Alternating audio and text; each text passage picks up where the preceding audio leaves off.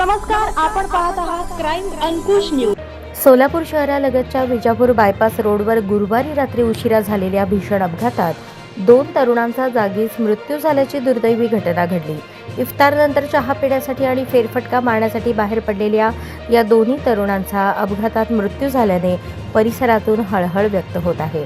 मिळालेल्या माहितीनुसार रमजान महिन्यामुळे दोन्ही तरुणांनी सायंकाळी इफ्तार करून घराबाहेर फेरफटका मारण्यासाठी आणि चहा पिण्यासाठी बाहेर पडले। त्यावेळी विजापूर बायपास रोड परिसरावर वाहनांचा भीषण अपघात झाला। अपघाताची तीव्रता इतकी मोठी होती की दोन्ही तरुणांचा घटनास्थळीच मृत्यू झाला।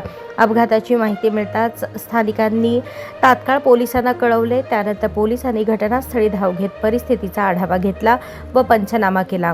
पुढील वैद्यकीय तपासणीसाठी दोन्ही मृतदेह सोलापूर येथील शासकीय रुग्णालयात हलवण्यात आले आहेत। दरम्यान ही दुर्दैवी घटना समजताच सिव्हिल हॉस्पिटलमध्ये मृतांच्या नातेवाईकांसह मित्रपरिवार आणि ओळखीच्या व्यक्तींची मोठी गर्दी झाली होती।